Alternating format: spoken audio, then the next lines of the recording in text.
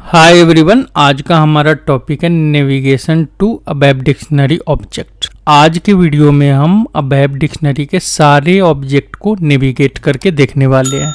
इससे previous video में मैंने आपको क्या बताया था कि डेटा बेस के बारे में आपको बताया था। डेटा बेस के साथ मैंने आपको डेटा डिक्शनरी के बारे में बताया था। मैंने बताया था कि डेटा जहां हमारा स्टोर रहता है उसको हम डेटा बेस बोलते हैं, जहां से हम डेटा को चेंज कर सकते हैं, एक्सेस कर सकते हैं, डिलीट कर सकते हैं, वहाँ पे हम डेटा को स्टोर कर सकते हैं। उसके साथ मैंने आपको बताया था कि डेटाबेस में जो हमारा डेटा स्टोर है, सपोज कोई टेबल स्टोर है, कोई स्ट्रक्चर स्टोर है, कोई भी ऑब्जेक्ट स्टोर है, तो उस ऑब्जेक्ट का नाम क्या है। साथ में अगर सपोज अगर वो ऑब्जेक्ट टेबल है, स्ट्रक्चर है, तो उसके साथ हमारा फील्ड नेम होता है, डेटा टाइप होता है, फील्ड लेंथ होता है। अगर टेबल के साथ आपने किसी और टेबल का रेफरेंस दिया है तो उसके साथ उसका रिलेशनशिप होता है। डेटाबेस में स्टोर जो हमारा डेटा ऑब्जेक्ट है, डेटा ऑब्जेक्ट के बारे में जो इंफॉर्मेशन स्टोर करके रखता है उसको हम डेटा डिक्शनरी बोलते हैं। तो सबसे पहले हम इस वीडियो में आज देखने वाले हैं यहाँ पे कुछ टेबल्स के बारे में। जो टेबल्स हमारा यहाँ पे डेटा डिक्शनरी में यूज होता है वो हमारे डेटा ऑब्जेक्ट्स को स्टोर करके रखता है। अब डेटा डिक्शनरी के अंदर हमारा किस टाइप का इंफॉर्मेशन स्टोर होता है उसको देखने के लिए हम क्या करते हैं, सबसे पहले AC16N में चलते हैं। यहाँ पे हम क्या करते हैं, कोई भी एक टेबल लेते हैं। सबसे पहले हम क्या करते हैं, यहाँ पे BKPF टेबल से स्टार्ट करते हैं। यहाँ पे हमने क्या किया, BKPF टेबल लिया। अब यहाँ पे BKPF टेबल पे मैं क्या कर रहा हूँ, यहाँ पे डबल क्लिक कर रहा हूँ। डबल क्लिक करने के बाद यहाँ पे आप देखोगे इस टेबल के अंदर ये हमारा ट्रांसपेरेंट टेबल है। इस टेबल के अंदर आप देखोगे बहुत सारे टाइप का टैब आ रहा है। ऊपर आप टूल बार में देखोगे बहुत सारे टाइप का ऑप्शंस आ रहा है। अब यहाँ पे आप थर्ड टैब के अंदर देखोगे तो यहाँ पे आपको एक ग्रिड दिखाई दे रहा है, जिस ग्रिड के अंदर फर्स्ट जो कॉलम है उस कॉलम के अंदर इस टेबल के अंदर कौन कौन सा फील्ड है उस फील्ड का नेम है।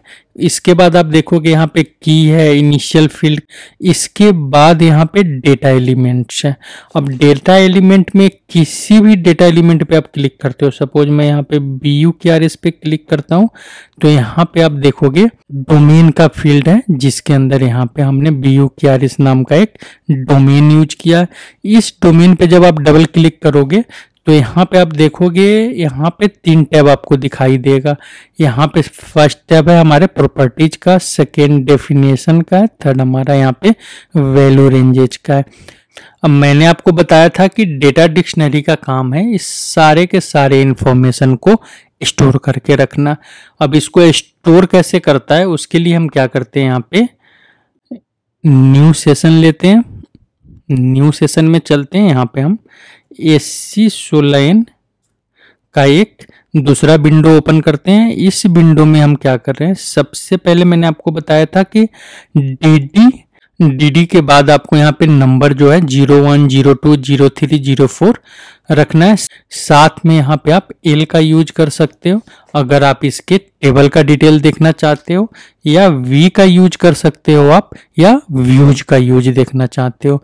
तो DD का मतलब यहाँ पे होता है डेटा डिक्शनरी। जो भी आप डेटाबेस से रिलेटेड ऑब्जेक्ट SAP के अंदर बनाते हो सारा ऑब्जेक्ट आपका स्टोर होता है DD के जो टेबल्स होते हैं, जिसका जो फर्स्ट 2 कैरेक्टर DD होता है वो सारे टेबल के अंदर स्टोर होता है। यहाँ पे सपोज अगर मैं 1V देख रहा हूँ तो 1V के अंदर आप देख रहे हो यहाँ पे आपके डोमेन का वैल्यू स्टोर हो रहा है।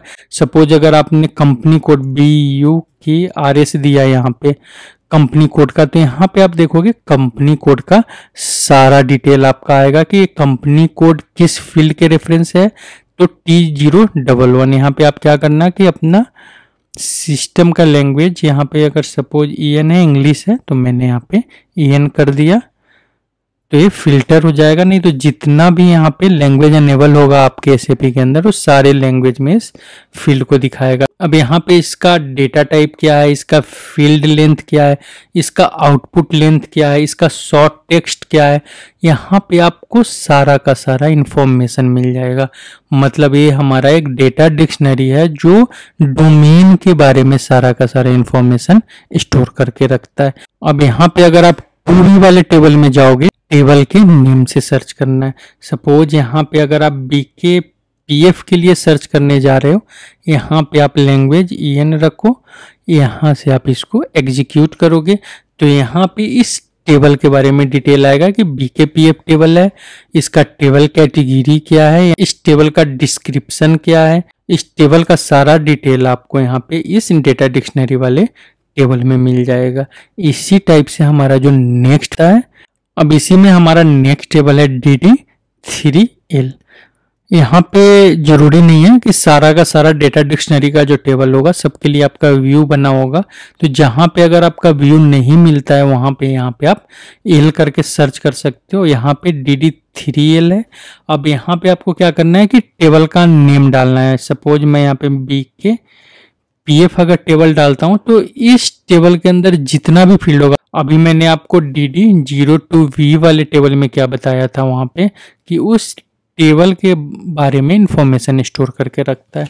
यहाँ पे उस टेबल के अंदर जितना भी फील्ड है, यहाँ पे उस सारे फील्ड के बारे में आपको इंफॉर्मेशन मिल जाएगा। अब सपोज यहाँ BKPF टेबल में जितना भी फील्ड है, अगर कोई इंक्लूड लगा हुआ है, यहाँ पे आपका अपेंड स्ट्रक्चर है, तो सारे फील्ड का आपको यहाँ पे इंफॉर्मेशन मिल जाएगा। कभी भी अगर आप डेवलपमेंट कर रहे हो तो यहाँ इस टेबल से जाकर अगर आपको किसी टेबल के फील्ड के बारे में जानकारी लेना है तो यहाँ से जाके उस फील्ड को आप चेक कर सकते हो, या कॉपी करना है या उस फील्ड का कहीं पे आपको यूज करना है तो यहाँ से उस फील्ड को कॉपी करके आप यूज कर सकते हो। सेम अगर आप यहाँ पे, अब यहाँ पे हम क्या करते हैं, इसको बैक करते हैं। अब यहाँ पे अगर हम 4L देखते हैं तो 4L में देखोगे यहाँ पे आपको डेटा एलिमेंट का इंफॉर्मेशन दे रहा है। यहाँ पे हम क्या करते हैं, BUKRAC ले लेते हैं, इसको हम यहाँ से फिट करते हैं।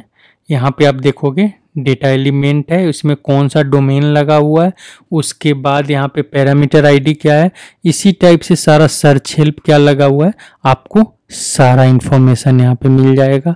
इस टाइप से आप क्या करोगे, इस टेबल्स में जाओगे। सपोज यहाँ पे एक हमारा DD4T टेबल भी होता है, ये हमारा टेक्स्ट का टेबल होता है। यहाँ पे आप क्या करोगे, डेटा एलिमेंट का यहाँ से आप डिस्क्रिप्शन ले सकते हो। सपोज अगर आपको डिस्क्रिप्शन कहीं नहीं मिल रहा है तो आप क्या करोगे, BUKRAS, और यहाँ से आप क्या कर सकते हो, इसका डिस्क्रिप्शन ले सकते हो।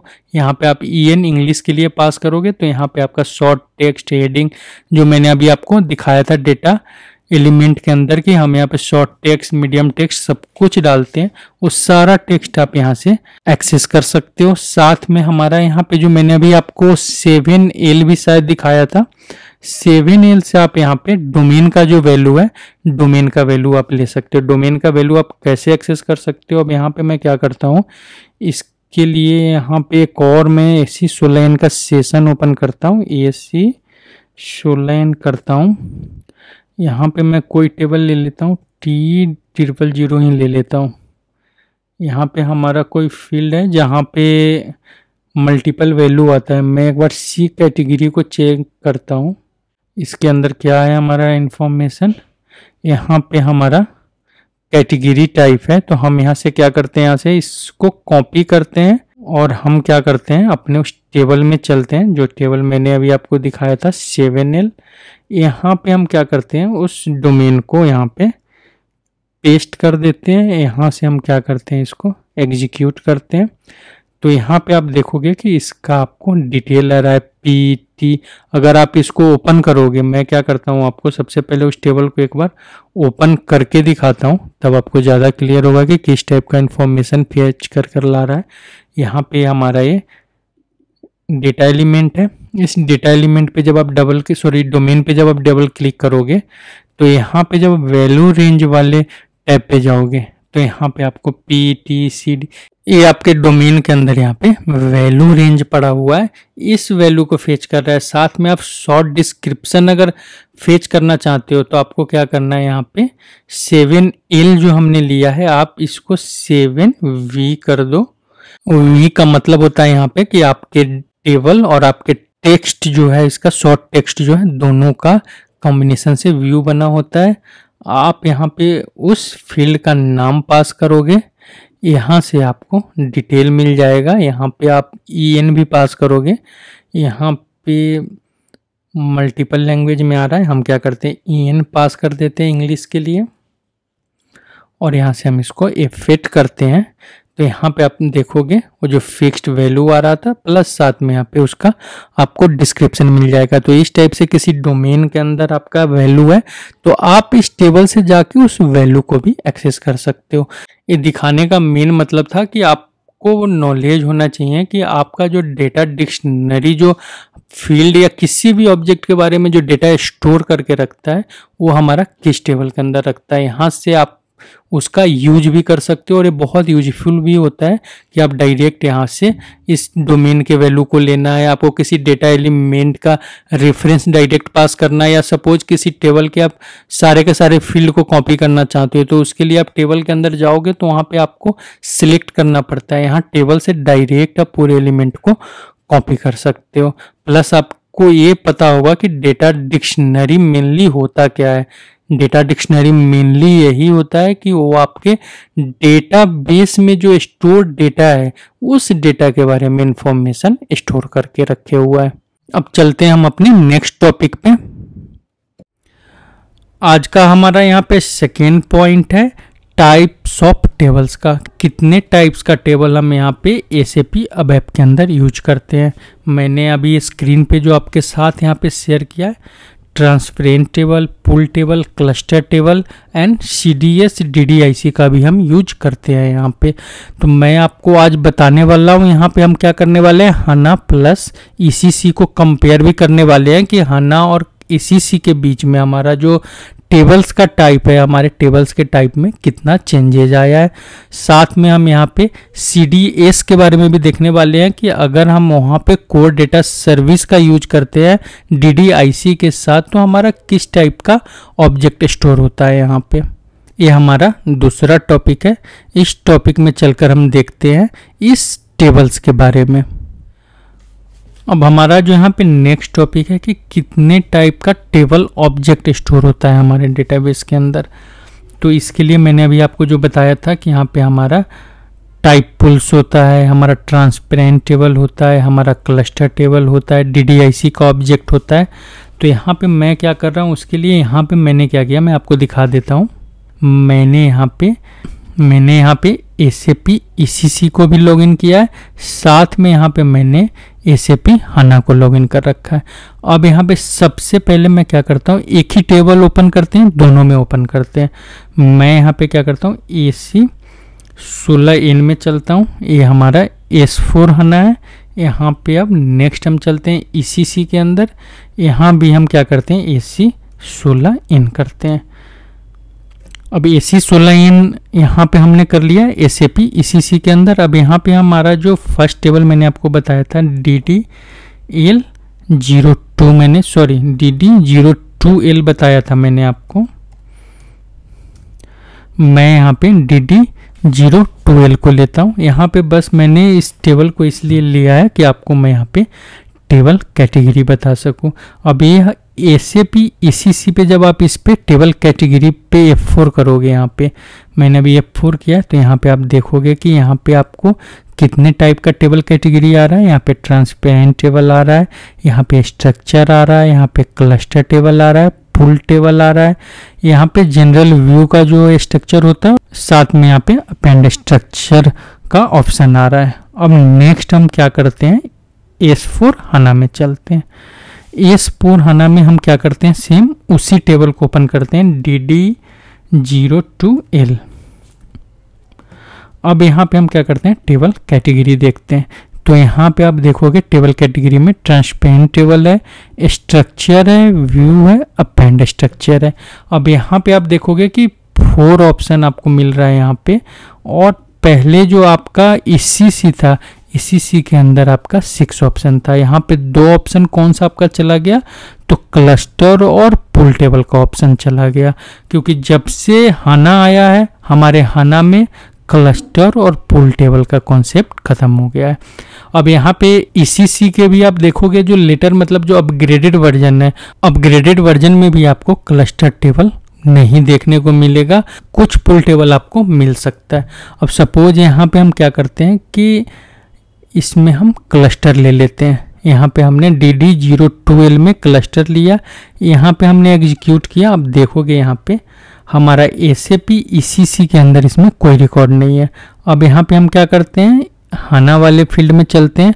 हाना में हम क्या करते हैं, यहाँ पे हमारा क्लस्टर और यहाँ पे हमारे पुल टेबल का ऑप्शन ही नहीं है।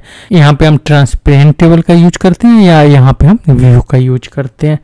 तो यहाँ पे हमारा क्लस्टर और पुल टेबल का ऑप्शन यहाँ पे नहीं है। अब यहाँ पे हम क्या करते हैं, चलते हैं सबसे पहले। अब यहाँ पे हम SAP ECC के अंदर क्या करते हैं, यहाँ पे सेकेंड ऑप्शन लेते हैं हम यहाँ पे पुल टेबल का। यहाँ पे आपको कुछ पुल टेबल मिलेगा, क्योंकि कुछ पुल टेबल अभी भी हमारा यूज होता है SAP के अंदर। पुल टेबल का मेन मीनिंग क्लस्टर थोड़ा सा हमारा डिफिकल्ट होता है कि मल्टीपल टेबल को ज्वाइन करके उसके फील्ड को हम क्या करते हैं, एक क्लस्टर बनाते हैं कि जिस क्लस्टर के अंदर आपका मल्टीपल टेबल से डेटा आ रहा होता है। पर क्लस्टर जो आपको बनता है वो क्लस्टर मल्टीपल की फील्ड पे बनता है, कि सपोज आपका 5 और 6 टेबल का एक साथ में क्लस्टर बनाया है। हो सकता है कि उस टेबल के अंदर कुछ ऐसा की फील्ड पड़ा हो जो की फील्ड आपस में मैच नहीं कर रहा हो। तो अगर वो की फील्ड अगर आपका आपस में मैच नहीं कर रहा है तो उसके लिए क्या करेगा, वहाँ पे क्लस्टर के अंदर डुप्लीकेट रिकॉर्ड बनाता जाएगा। पुल टेबल आपका होता है कि बहुत ही छोटा टेबल, सपोज आपका मास्टर टेबल होता है जिसको आप क्या करते हो, बफर करके रखते हो क्विक रिजल्ट के लिए। अब यहाँ पे सपोज हम क्या करते हैं, पुल टेबल देख लेते हैं। सपोज हमारा T1570 ये हमारा यहाँ पे पुल टेबल है। हम क्या करते हैं, यहाँ पे ECC का एक सेशन ओपन कर लेते हैं। यहाँ पे जो आपको दिख रहा है हमारा डेमो सिस्टम, ये हमारा SAP ECC है। हम यहाँ पे AC 16 के अंदर चलते हैं। यहाँ पे हम क्या करते हैं, इस टेबल को पेस्ट करते हैं। इस टेबल को जब आप ब्राउज करोगे तो इस टेबल के अंदर आपको डेटा दिख रहा है, मल्टीपल लैंग्वेज में दिख रहा है। आप यहाँ पे अगर इंग्लिश पास कर दोगे तो आपका ये फिल्टर हो जाएगा डेटा। यहाँ पे हमारा डेटा फिल्टर हो गया। अब यहाँ पे मैं आपको टेबल को ब्राउज करके नहीं दिखा रहा। अब यहाँ पे हम क्या करते हैं, इस पर डबल क्लिक करते हैं। डबल क्लिक करने के बाद जब आप इसके टेक्निकल सेटिंग में जाओगे तो टेक्निकल सेटिंग में यहाँ पे जो डेटा स्पेसिफिक प्रॉपर्टीज है आप यहाँ पे देखोगे तो ये आपका यहाँ पे अनडिफाइंड पड़ा हुआ है। और जनरल प्रॉपर्टीज में जब आप देखोगे तो जनरल प्रॉपर्टीज में बफर एक्टिवेटेड है, क्योंकि मैंने आपको क्या बताया कि मैक्सिमम जो हमारा पुल टेबल होता है, पुल टेबल का हम बफर एक्टिवेटेड रखते हैं। मतलब ये हमारा फास्ट सर्चिंग के लिए हम यहाँ पे यूज करते हैं। आप इसका नेम देखोगे यहाँ पे पुल टेबल, यहाँ पे अगर आप बैक भी करके देखोगे तो यहाँ पे पुल टेबल लिखा हुआ आएगा। बाकी सारे टेबल के पास ट्रांसपेरेंट टेबल या क्लस्टर टेबल होगा तो क्लस्टर टेबल का आपका ऑप्शन आएगा, बट यहाँ पे आपको ये पुल टेबल का ऑप्शन मिलेगा। तो यहाँ पे आपको मैंने ECC में दिखाया। सेम टेबल को हम अगर S4 हाना में ओपन करते हैं तो क्या होगा, चलिए मैं आपको दिखा रहा हूँ। यहाँ पे हम क्या करें, इस टेबल का नेम पेस्ट करते हैं, एंटर करते हैं। आप यहाँ पे देखोगे इस पे डबल क्लिक करके तो यहाँ पे आपको ये ट्रांसपेरेंट टेबल दिखा रहा है। जब आप इसके टेक्निकल सेटिंग में जाओगे यहाँ पे तो टेक्निकल सेटिंग में बफर इसका भी एक्टिवेटेड है, पर आप जब इसके प्रॉपर्टीज में जाओगे डेटाबेस के तो यहाँ पे देखोगे ये कॉलम स्टोर टाइप का टेबल है, क्योंकि जब से हमारा S4 हाना आया तब से हमारा कॉलम बेस्ड स्टोरेज भी आ गया। तो हम क्या करते हैं कि यहाँ पे पुल टेबल अब नहीं बनाते हैं। हमारा जो पुल टेबल का कॉन्सेप्ट था हमने क्या किया, उसको कॉलम बेस्ड टेबल में कन्वर्ट कर दिया। तो मतलब यहाँ पे सिंपल सा फर्स्ट पॉइंट मैंने आपको बताया कि हमारा जो पुल्ड टेबल था वो पुल्ड टेबल हमारा चेंज हो गया कॉलम बेस्ड टेबल में। प्लस यहाँ से हमारा क्लस्टर टेबल का कॉन्सेप्ट यहाँ से खत्म हो गया। यहाँ पे अगर आप पुराना कोई एसीसी का वर्जन होगा, पुराना एसीसी वर्जन में आप जाओगे, वहां पे जाकर जब आप चेक करोगे तो आपका बीसेक टेबल है, सीडी पॉज टेबल है, कुछ टेबल है जो हमारा क्लस्टर टेबल है, उसका डिटेल आपको वहां पे मिल जाएगा। उसके लिए आपको क्या करना है, क्लस्टर टेबल का यूज देखने के लिए आप यहाँ पे ईसीसी में जाकर, अगर पुराना वाला कोई आपका ईसीसी वर्जन है तो वहाँ पे जाकर आप चेक कर सकते हो। AC11 में जाओगे आप, AC11 में बीसेक का RFBLG, यहाँ पे एक क्लस्टर ऑब्जेक्ट होता है RFBLG। आप यहाँ पे क्या करोगे, यूटिलिटीज में जाओगे, वेयर यूज लिस्ट, यहाँ पे RFBLG हमारा पुल्ड और क्लस्टर टेबल के लिए यूज हो रहा है। अगर आपको टेबल में देखना है, प्रोग्राम में देखना है, सपोज अभी मुझे टेबल सर्च करना है तो मैं यहाँ से ओके करूँगा। अभी हमें मैसेज दे रहा है कि इसके रेफरेंस में कोई टेबल नहीं है, आप इसको यहाँ से डिस्प्ले करके देख सकते हो। अगर आपका पुराना कोई वर्जन होगा तो वहाँ पे आपको तो उसके अंदर आपका जितना भी क्लस्टर टेबल होगा, सारा क्लस्टर टेबल आपको वहाँ पे शो करेगा। तो इस टाइप से आप अपना क्लस्टर टेबल को वहाँ पे देख सकते हो। बाकी आपका यहाँ पे जितना भी डेटाबेस में टेबल है, ट्रांसपेरेंट टेबल है। ट्रांसपेरेंट टेबल हम अपने हर एक वीडियो में देखते हैं, हर एक वीडियो में उसके साथ हम क्वेरी करते हैं, डेटा लाते हैं। अब यहाँ पे हम नेक्स्ट टॉपिक पे बात करने वाले हैं CDS के बारे में। आज के डेट में आप देखोगे यहाँ पे CDS जो हमारा कोर डेटा सर्विस है, AMDP अबैप मैनेज डेटाबेस का यूज बहुत ज़्यादा हो रहा है। अगर आज के डेट में आप हाना के किसी भी प्रोजेक्ट का बात करोगे तो मैक्सिमम प्रोजेक्ट में वहाँ पे CDS और AMDP का यूज हो रहा है। आपके फ्यूरी के साथ भी हो रहा है, आपके रैप एप्लीकेशन के साथ भी हो रहा है, प्लस आपका जो BTP एप्लीकेशन है, BTP के साथ भी यूज हो रहा है यहाँ पे CDS का। तो अभी हम बात कर रहे हैं यहाँ पे CDS का। मेनली आपको मैं एक छोटा सा ओवरव्यू दे रहा हूँ। मैं अभी आपको CDS के बारे में इसके नेक्स्ट प्लेलिस्ट, जब मैं डेटाबेस का प्लेलिस्ट डालूंगा डेटाबेस ऑपरेशंस का, उसमें मैं कंप्लीट बताने वाला हूँ। यहाँ पे मैं आपको छोटा सा ओवरव्यू दे रहा हूँ। सबसे पहले हम क्या करते हैं, डेटाबेस हाना पे चलते हैं। अब यहाँ पे हम हाना स्टूडियो पे आ गए। अब हाना स्टूडियो में हम अपने पैकेज के अंदर चलते हैं। पैकेज के अंदर यहाँ पे आप देखोगे, यहाँ पे मैंने कोर डेटा सर्विस, यहाँ पे CDS के 2-3 ऑब्जेक्ट बनाए। मैं आपको इसी के बारे में थोड़ा सा ओवरव्यू देने वाला हूँ और बताने वाला हूँ कि एग्जैक्टली होता क्या है। यहाँ पे आप आओगे डिक्शनरी के अंदर, तो डिक्शनरी के अंदर आप यहाँ पे देखोगे व्यूज के अंदर आपको यहाँ पे 2 व्यूज दिखाई देगा। फर्स्ट व्यू हमारा बिजनेस पार्टनर के एड्रेस का है और सेकेंड व्यू हमने बिजनेस पार्टनर के लिए बनाया था। बट जब आप यहाँ पे डेटा डेफिनेशन में देखोगे तो यहाँ पे डेटा डेफिनेशन में हमने 3 डेटा डेफिनेशन का यूज किया है। मैं आपको क्या करता हूँ, एक एक करके इसके बारे में बताता हूँ। सबसे पहले हम क्या करते हैं कि चलते हैं SAP हाना वाले लॉगिन पे। हमारा जो यहाँ पे फर्स्ट लॉगिन है SAP हाना का है, सेकेंड लॉगिन जो है हमारा ये डेमो वाला, ये हमारा ECC का है। हाना के ऊपर अगर हम आते हैं, यहाँ पे हम क्या करते हैं, AC16N करते हैं। यहाँ पे हम क्या करते हैं, BSAD, ये हमारा कस्टमर लाइन आइटम का टेबल है। अगर जब कस्टमर का पेमेंट क्लियर होता है तो लाइन आइटम आपका BSAD के अंदर स्टोर होता है। हमारा यहाँ पे 3 रिपोर्ट होता है SAP के अंदर, BL1N, 5N, 3N।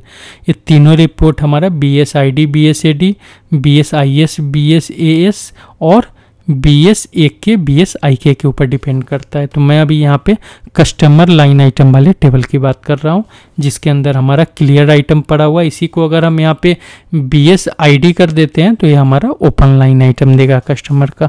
तो अगर आप यहाँ पे BSAD के ऊपर अगर आप डबल क्लिक करते हो तो यहाँ पे आप देखोगे, आप इसका टाइप है CDS डेटाबेस व्यू। बट अगर सेम इसी टेबल को मैं ECC के अंदर ओपन करता हूँ, यहाँ पे हम ECC में आते हैं, यहाँ पे AC16N करते हैं, यहाँ पे हम क्या करते हैं, BSAD करते हैं और इस पे हम डबल क्लिक करते हैं तो ये हमारा ट्रांसपेरेंट टेबल है। अब दोनों में ECC जो है हमारा और SAP S/4HANA है, इसके अंदर ये हमारा दूसरा चेंज है। फर्स्ट चेंज मैंने अभी आपको बताया था कि पूल्ड और क्लस्टर टेबल हमारा SAP HANA के अंदर यूज नहीं होता है। सेकेंड मैं आपको बता रहा हूँ कि कैसे हमारा जो बहुत सारा जो हमारा टेबल था वो बहुत सारा टेबल चेंज हो गया है CDS व्यू के अंदर। अब ये जो हमारा ऑब्जेक्ट है BSAD जो हमारा टेबल है, BSAD टेबल हमारा CDS व्यू पे चला गया। इसके अंदर आप जाओगे यहाँ पे टेबल ज्वाइन के अंदर तो इतना सारा टेबल आपको मिलेगा। इस सारा टेबल BKPF BSEC भी है। यहाँ पे एक BSAD का इसने बैकअप टेबल बना दिया जो बस इसके अंदर आपका ऑब्जेक्ट है, इसके अंदर कोई आपको डेटा नहीं मिलेगा। और इस सारा टेबल को ज्वाइन करके इस टेबल का फील्ड यहाँ पे BSAD के लिए लिया और यहाँ पे सिलेक्शन कंडीशन कुछ ऐड किया और यहाँ पे इसने क्या किया, एक टेबल CDS व्यू क्रिएट कर दिया। अब CDS व्यू हमारा एक किस टाइप का है, ये हमारा DDIC बेस्ड CDS व्यू है। DDIC CDS व्यू क्या होता है कि जब आप यहाँ पे जाओगे डेटा डेफिनेशन के अंदर तो इसके लिए एक DDL मतलब यहाँ पे एक डेटा डेफिनेशन मतलब एक ऑब्जेक्ट क्रिएट होता है। जस्ट लाइक आप इसको समझ सकते हो कि यहाँ पे आपका एक स्ट्रक्चर क्रिएट होता है जो आपका व्यू के साथ काम कर रहा होता है। तो ये हमारा यहाँ पे DDIC हमेशा क्या करेगा, आपके लिए एक ऑब्जेक्ट क्रिएट करेगा, उस ऑब्जेक्ट के रेफरेंस से आपका व्यू क्रिएट करेगा।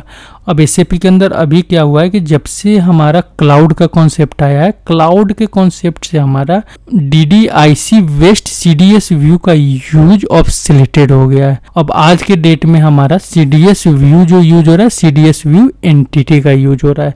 बहुत पहले आपने सुना होगा एंटिटी फ्रेमवर्क होता था, जो एंटिटी फ्रेमवर्क का हम यूज करते थे कि डायरेक्ट हम उसका एक व्यू बनाते थे और ORMS object relational database management system हम बोलते थे कि डायरेक्ट डेटाबेस के फील्ड से हम क्या करते थे, ऑब्जेक्ट को कनेक्ट करते थे। सेम वहां पे हो गया कि CDS व्यू जो अब एंटिटी बेस्ड हो गया। एंटिटी बेस्ड का मेन मतलब है कि बहुत फास्ट हो गया है। अब यहाँ पे दोनों में डिफरेंस क्या है, यहाँ से हम क्या करते हैं, बैक करते हैं।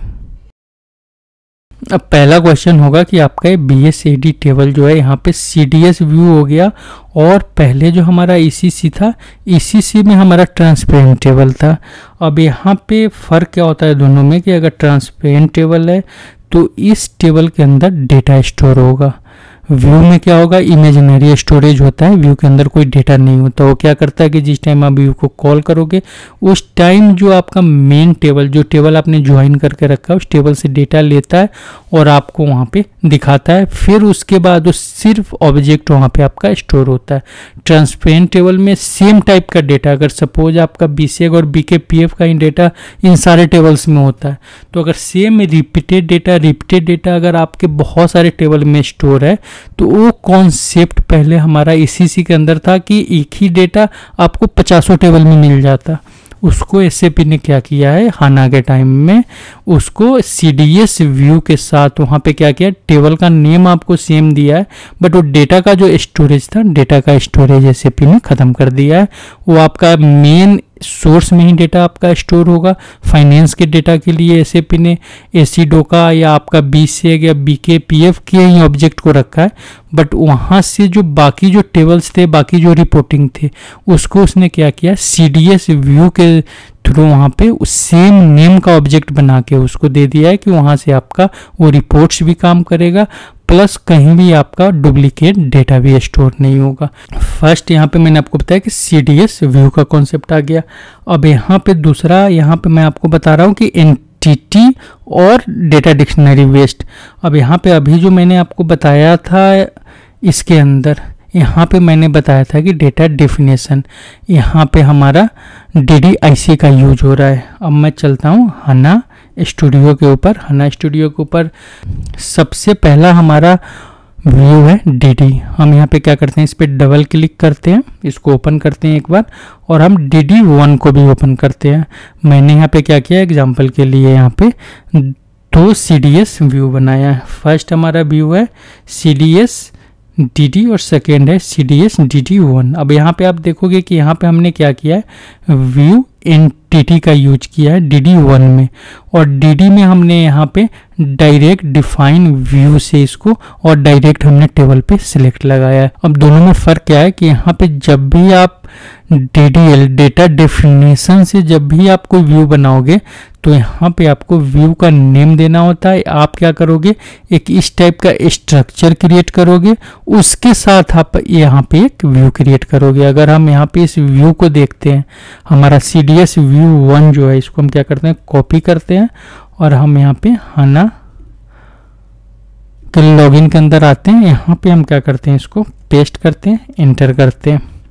यहाँ पे आप देखोगे सारा फील्ड आ रहा है, यहाँ पे आपका सारा फील्ड आ रहा है, यहाँ पे आपका डेटा भी शो करेगा।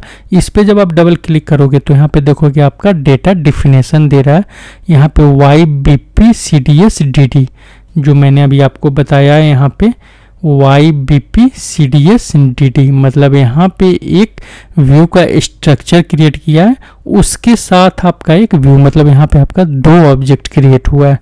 यहाँ पे सेम अगर आप एंटिटी बेस्ड वाले पे जाओगे तो एंटिटी बेस्ड वाले में यहाँ पे कहीं भी हमने व्यू का नेम नहीं दिया। हमारा जो ये एंटिटी है, इसी के अंदर स्ट्रक्चर भी है, इसी के अंदर हमारा जो है व्यू भी है। इसको अगर मैं यहाँ से कॉपी और पेस्ट करते हैं यहाँ पे, अगर इसको हम चल के देखते हैं यहाँ पे, तो इस पे जब आप डबल क्लिक करोगे तो इसके अंदर आपका कोई भी स्ट्रक्चर नहीं है। तो यहाँ पे आपका जाओगे तो यहाँ पे आपका कुछ नहीं होगा, डायरेक्ट आपका ऑब्जेक्ट है। यहाँ से आप क्लिक करोगे, आपका डेटा शो करेगा। तो इसका बेनिफिट है कि आज के डेट में हर जगह आपका जो DDIC बेस्ड है, जो मैंने आपको पहले वाला दिखाया था, वो अब सिलेक्टेड हो चुका है, क्योंकि ये वाला जो ऑब्जेक्ट हमारा एंटिटी वाला जो है, ये बहुत फास्ट है और बहुत क्विक, और इसमें आपको एक DDIC का ऑब्जेक्ट प्लस आपका एक व्यू, 2 ऑब्जेक्ट आपको नहीं बनाना होता। मतलब सिंपल सा समझ लो कि आपको एक फ्रेम के साथ डेटा का ऑब्जेक्ट, आपको दोनों चीज नहीं बनाना होता है। सिंपल सा व्यू बनाकर स्टोर कर दो और ऑन गो आप डेटा को कॉल करो, तो ये आपका फास्ट काम करता है। अब ये था हमारा CDS व्यू का यूज। अब यहाँ पे हम इसी में अपना थर्ड पॉइंट देख रहे हैं। मैंने आपको बताया था कि अगर सपोज कोई भी टेबल आप यूज कर रहे हो, मैं यहाँ पे चलता हूँ AC16N में। यहाँ पे हम क्या करते हैं, AC16N में नहीं चलते, हम बैक करते हैं। हम यहाँ से AC11 करते हैं, यहाँ पे हम BKPF लेते हैं। अब यहाँ पे हमारा पॉइंट होता है रिलेशनशिप का।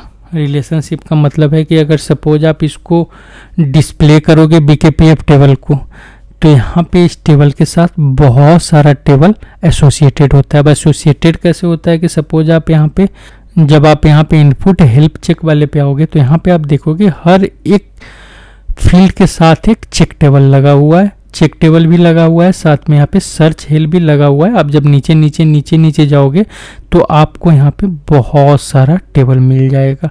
तो इसी टाइप से आपका यहाँ पे बहुत सारा चेक टेबल का यहाँ पे यूज होता है।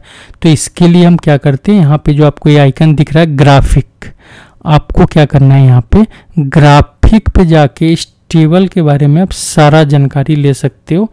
यहाँ पे अगर सपोज आप ग्राफिक पे क्लिक करते हो तो इस टेबल के साथ जितना भी आपका कनेक्टेड टेबल है, प्लस आपको पता नहीं है कि कौन सा टेबल किस फील्ड के बेस्ड पे हमारा कनेक्ट हो रहा है, तो वहाँ पे आप क्या करोगे, ग्राफिक का यहाँ पे हेल्प लोगे। ये आपका ये फॉरेन की का रिलेशनशिप दिखाएगा कि किस टेबल के साथ किस टेबल का कनेक्शन है। जब आप डबल क्लिक करोगे, आपको कुछ नहीं करना, ये जो आपको यहाँ पे लाइंस दिख रहा है, लाइंस पे बस डबल क्लिक करना है। तो यहाँ पे आपको टेबल का नेम, फील्ड का रेफरेंस देगा, प्लस अगर आप किसी भी टेबल के, सपोज यहाँ पे T003 का भी यूज हो रहा है, अगर आपको इसका चेक करना है कि इसके अंदर कौन कौन सा चेक टेबल है, तो यहाँ पे आपका चेक टेबल वाले ऑप्शन पे आप क्लिक करोगे तो इसका सारा का सारा चेक टेबल आपका नीचे ओपन हो जाएगा।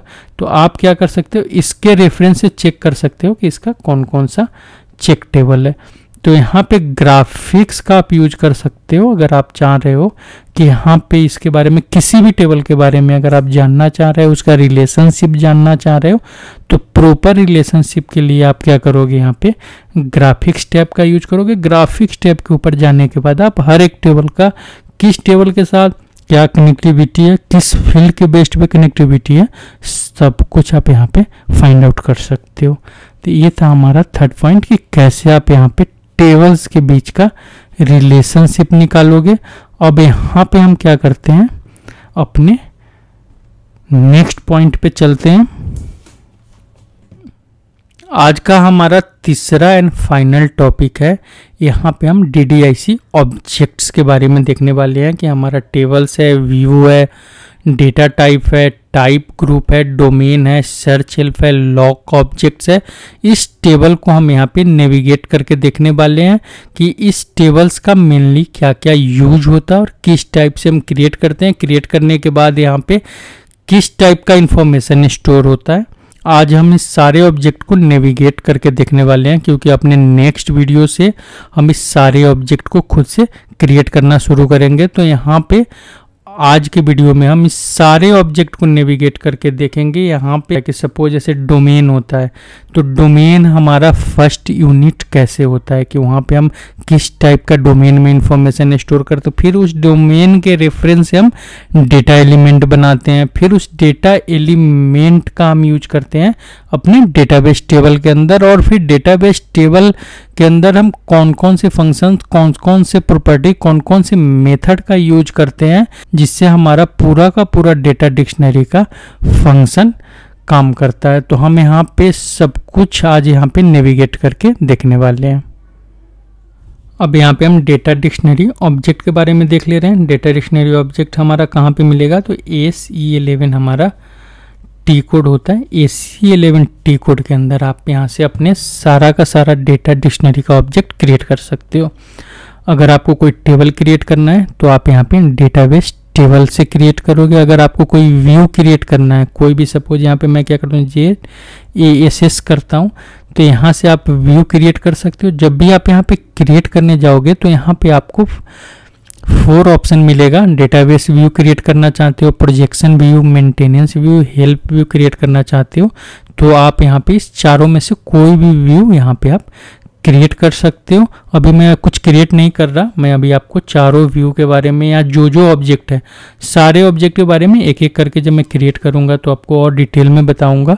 सेम यहाँ पे आप डेटा टाइप में जब जाओगे, सपोज यहाँ पे JDAS मैं कुछ भी टाइप करता हूँ, यहाँ पे जब आप क्रिएट करने जाओगे तो यहाँ पे आपको 3 टाइप का ऑप्शन मिलेगा। आपको डेटा एलिमेंट क्रिएट करना है, स्ट्रक्चर क्रिएट करना है, टेबल टाइप क्रिएट करना है। तो यहाँ से आप क्या कर सकते हो, डेटा टाइप क्रिएट कर सकते हो। यहाँ से आप टाइप ग्रुप क्रिएट कर सकते हो। ग्रुप क्या होता है कि वहाँ पे उसके अंदर आप कॉन्स्टेंट टाइप्स आप क्या करते हो, ग्लोबली बनाकर उस टाइप पुल्स के अंदर डाल देते हो और उस टाइप पुल्स ऑब्जेक्ट का यूज करते हो अपने प्रोग्राम में। तो आपको क्या होता है कि बार बार जो सेम कॉन्स्टेंट, सेम आपको टाइप्स बनाना होता है, उससे आप बच जाते हो। यहाँ पे नेक्स्ट हमारा डोमेन कैसे क्रिएट करेंगे। सर्च हेल्प, यहाँ पे आपने देखा है F4 जब आप करते हो तो F4 में आपको हेल्प मिलता है। तो सर्च हेल्प कैसे क्रिएट करोगे, लॉक ऑब्जेक्ट आप कैसे क्रिएट करोगे, ये सारा का सारा हमारा ACE11 का पार्ट है। तो ये हम सबसे पहले जो देखेंगे ACE11 के बारे में देखेंगे। ACE11 के अंदर अगर हम किसी भी टेबल को अगर डिस्प्ले मोड में ओपन करते हैं तो यहाँ पे मैंने अभी पहले भी आपको बताया है कि यहाँ पे डेटा एलिमेंट के अंदर आप जाओगे तो यहाँ पे आपको डोमेन मिलेगा। डोमेन का यहाँ पे कैसे आप सेटिंग करोगे, डोमेन कैसे क्रिएट करोगे, यहाँ पे आप वैल्यू टेबल कैसे डालोगे, फिक्स्ड रेंज कैसे डालोगे, हम ये क्रिएट करने वाले हैं। सेकेंड यहाँ पे डेटा एलिमेंट के साथ हम किसी डोमेन को कैसे असाइन करेंगे, उसको हम लेवल्ड कैसे करेंगे, वो हम देखने वाले हैं। उसके बाद हम यहाँ पे टेबल क्रिएट करने वाले हैं। टेबल के अंदर जब आप जाओगे तो टेबल के अंदर भी मल्टीपल ऑप्शन है। यहाँ पे आप क्या करते हो, डिलीवरी एंड मेंटेनेंस क्लास का यूज करते हो। अब जब आप डिलीवरी क्लास के अंदर जाओगे तो यहाँ पे मल्टीपल ऑप्शन होता है कि यहाँ पे आप किस टाइप का टेबल बनाना चाह रहे हो। कि सपोज आप एप्लीकेशन टेबल कस्टमाइजिंग के लिए कर रहे हो, या लोकल डेटा स्टोर करना चाह रहे हो, या आप कोई सेपरेट टेबल बनाना चाह रहे हो जो किसी SPRO के किसी कंट्रोल टेबल के साथ कनेक्ट करना चाह रहे हो। तो यहाँ पे मल्टीपल टाइप होता है, हम इसको देखने वाले हैं।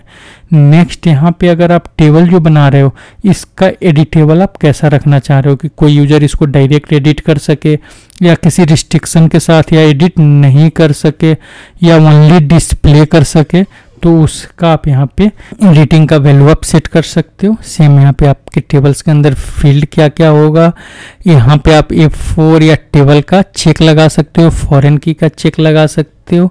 यहाँ पे आपका एक करेंसी का होता है कि सपोज अगर आपने कोई भी अमाउंट से रिलेटेड अगर फील्ड लिया है तो अमाउंट से रिलेटेड वाले फील्ड में आपको बताना होता है कि आप किस करेंसी में उस अमाउंट को स्टोर करना चाह रहे हो। तो यहाँ पे आप क्या करते हो कि उस करेंसी का रेफरेंस देते हो। उसके साथ अगर टेबल के ऊपर आपने कोई इंडेक्स बनाया है तो इंडेक्स के अंदर आप उसके इंडेक्सेज को यहाँ से एक्सेस कर सकते हो। यहाँ पे टेक्निकल सेटिंग है, हम टेक्निकल सेटिंग का यूज देखने वाले हैं। अगर हमारा रो बेस्ड है, कॉलम बेस्ड टेबल है, या हमारा यहाँ पे रो स्टोर टेबल है, हम उसको देखने वाले हैं। साथ में यहाँ पे हम इसमें डेटा क्लास, यहाँ पे जाओगे तो मल्टीपल हमारा डेटा क्लास होता है। हम डेटा क्लास का यूज क्यों करते हैं, साइज कैटेगरी क्या होता है, बफर, यहाँ पे बफर में आप जाओगे तो बफर को हम एक्टिवेट कब करते हैं। अगर बफर आपने एक्टिवेट कर दिया सपोज, तो यहाँ पे आप AL12 में जाकर आप बफर को यहाँ से चेक कर सकते हो। कोई भी अगर आपका बफर टेबल है तो आप यहाँ पे एडिट में जाओगे, चेक बफर के अंदर, टेबल बफर के अंदर जाकर आप उसका टेबल का बफर चेक कर सकते हो। यहाँ से हम क्या करते हैं, एग्जिट करते हैं। यहाँ पे मैं आपको बताऊंगा चेक करना कि कैसे आप इस टेबल का बफर चेक करोगे। यहाँ से हम क्या करते हैं, बैक करते हैं। इसी टाइप से अगर हम यहाँ पे टेबल ऑब्जेक्ट में आते हैं, फिर से हम यहाँ पे टेबल के ऑब्जेक्ट में आते हैं। इसके साथ यहाँ पे एक, यहाँ से भी हम क्या करते हैं, इसको बैक करते हैं, इसको फिर से हम डिस्प्ले करते हैं। यहाँ पे हम फील्ड वाले टैब पे आते हैं। अब यहाँ पे आप जाओगे एक्स्ट्रा के अंदर, तो एक्स्ट्रा के अंदर एनहेंसमेंट कैटेगरी का हम यूज करते हैं कि करेक्टर टाइप है या डीप स्ट्रक्चर टाइप का, या सिर्फ करेक्टर और न्यूमेरिक वैल्यू हम रखना चाहते हैं, तो उसके लिए हम इसका सेटिंग करते हैं। साथ में यहाँ पे यूटिलिटीज के अंदर आपको टेबल मेंटेनेंस जनरेटर, अगर सपोज टेबल में आप डायरेक्ट इनपुट देना चाहते हो, सपोज जैसे अगर आपने एप्लीकेशन टेबल बनाया, यूजर SM30 से आप चाहते हो कि यूजर जाके कुछ वैल्यू डायरेक्ट स्टोर कर सके, तो उसके लिए आप यहाँ पे क्या करते हो, टेबल मेंटेनेंस जनरेटर क्रिएट करते हो कि जिससे आप यूजर को एक स्क्रीन देते हो जहाँ से यूजर डेटा स्टोर करता है। तो यहाँ पे हम इस सारे पॉइंट को टेबल के अंदर देखने वाले हैं, प्लस हम व्यू क्रिएट करके देखने, मतलब DDIC के सारे ऑब्जेक्ट को हम एक एक करके देखने वाले हैं कि हम कैसे ऑब्जेक्ट यहाँ पे हम क्रिएट करेंगे। तो यहाँ पे हम क्या करने वाले हैं, नेक्स्ट वीडियो में हम AC11 का यूज करने वाले हैं। नेक्स्ट वीडियो में हम यहाँ पे डोमेन क्रिएट करेंगे, एलिमेंट, यहाँ पे जितना भी आपको ऑप्शंस दिख रहा है सारा ऑप्शंस हम क्रिएट करेंगे। इसके साथ हमारा नेक्स्ट टी कोड होता है यहाँ पे AC12 जो हमारा टी कोड होता है, डेटा डिक्शनरी का व्यू होता है। अगर सपोज किसी को हम AC11 का राइट नहीं देना चाहते, बट हम चाहते हैं कि वो टेबल के सारे फील्ड्स को देख सके, एक्सेस कर सके, तो डिस्प्ले के लिए हम यहाँ पे क्या करते हैं, उसको AC12 का राइट देते हैं। इसी टाइप से हमारा यहाँ पे AC13 होता है, जो AC13 के अंदर अगर आप किसी भी टेबल को सपोज अगर चेंज करना चाहते हो इस टेबल को, तो आप यहाँ पे चेंज पे क्लिक करोगे। यहाँ से जाकर सपोज आप इसका अगर डेटा क्लास चेंज करना चाहते हो, इसका साइज चेंज करना चाहते हो, या इसमें से बफर या कोई भी फील्ड आप इसमें अनेबल करना चाहते हो, तो आप इसके टेक्निकल सेटिंग को यहाँ से चेंज कर सकते हो। तो टेक्निकल सेटिंग को हम चेंज करने के लिए यहाँ पे AC13 का यूज करते हैं। इसी टाइप से हम AC14 का भी यूज करते हैं। AC14 के यूज में आप इस टेबल को क्या कर सकते हो, एडजस्ट कर सकते हो। सपोज आपने क्या किया कि कोई बड़ा सा टेबल है और आप उसमें इंक्लूड कर दिया कोई फील्ड, या कोई फील्ड आपने डायरेक्ट ऐड कर दिया, तो कभी कभी क्या होता है कि उसमें जब ह्यूज डेटा होता है तो चेंजेस जल्दी लेता नहीं है। तो उसके लिए हम क्या करते हैं, यहाँ पे एडिट करते हैं और उसको जाकर यहाँ से एडजस्ट करते हैं। सपोज अगर आपको डेटा रखना है या डिलीट करना है, तो डेटा के साथ अगर आपको एडजस्ट करना है तो यहाँ से हम उस टेबल को एडजस्ट करते हैं। ये हमारा डेटाबेस यूटिलिटी टेबल होता है जिसके अंदर हम एडजस्ट करते हैं। यहाँ पे नेक्स्ट जो हमारा होता है यहाँ पे AC16 टी कोड होता है। AC16 मैंने आपको बताया था कि टेबल का डाटा हम ब्राउज करते हैं। ऐसे अभी AC16 का यूज अभी होता नहीं है। AC16 इन जब से आ गया तब से बहुत इजी हो गया है कि उसके अंदर आप पैरामीटर डालते हो, बट यहाँ पे बहुत जगह AC16 का भी यूज होता है कि बहुत सारे लोग होते हैं कि जो AC16 के हैबिचुअल होते हैं। आज के डेट में भी AC16 का यूज करते हैं। यहाँ से डेटा ब्राउज करना आपका थोड़ा सा ज़्यादा इजी होता है कि डायरेक्ट यहाँ पे अपना वैल्यू डालो और यहाँ से डायरेक्ट आप अपना डेटा ब्राउज कर लो। सेम डेटा को ब्राउज आप AC16N से भी कर सकते हो। यहाँ पर अगर आप AC16N का यूज कर रहे हो, यहाँ पे मैं बैक करता हूँ, यहाँ पे AC16 की जगह आप इसमें AC16N 16N का यूज कर सकते हो। यहाँ से आपको डेटा मतलब इजीली आप यहाँ से एक्सेस कर सकते हो। यहाँ पे सिंपल सा है कि कोई फील्ड आप यहाँ से हटाना चाहते हो कि ये फील्ड नहीं चाहिए, या आप अगर पूरे फील्ड को हटाना चाहते हो तो डायरेक्ट आप यहाँ से डिसलेक्ट ऑल करोगे तो आपका यहाँ पे सारा का सारा फील्ड डिसलेक्टेड हो जाएगा। अगर आप चाहते हो कि 4 या 5 फील्ड का वैल्यू हमारा आए तो आप यहाँ से 4-5 वैल्यू को सिलेक्ट कर सकते हो। यहाँ से आप सिलेक्ट ऑल कर सकते हो, या सिर्फ की फील्ड को सिलेक्ट करना चाहते हो तो की फील्ड को आप यहाँ से सिलेक्ट कर सकते हो और यहाँ से आप इसको एग्जीक्यूट कर सकते हो। तो यहाँ से एग्जीक्यूट करोगे तो आपका यहाँ पे सारा का सारा जो सिलेक्टेड रिकॉर्ड होगा बस सिलेक्टेड फील्ड्स के लिए यहाँ पे डेटा आएगा। उसी टाइप से आप यहाँ पे क्या कर सकते हो, एक हमारा होता है 16H, हम यहाँ पे 16H का भी यूज करते हैं। अब यहाँ पे क्या कर सकते हो, आप एक ज्वाइन बना सकते हो और उस ज्वाइन के साथ क्या करोगे, BKPF के साथ अगर सपोज BCEG या किसी और टेबल को आप ज्वाइन करना चाहते हो तो ज्वाइन करके आप यहाँ से उसको कॉल कर सकते हो। ये सारा जो मैंने अभी आपको बताया, सारा हमारा डेटा डिक्शनरी का टी कोड है। अब हम क्या करने वाले हैं, आगे के वीडियो में अपने डेटा डिक्शनरी के प्लेलिस्ट में हम इस सारे ऑब्जेक्ट को खुद से क्रिएट करके देखने वाले हैं कि खुद से हम इस सारे ऑब्जेक्ट को कैसे क्रिएट करेंगे।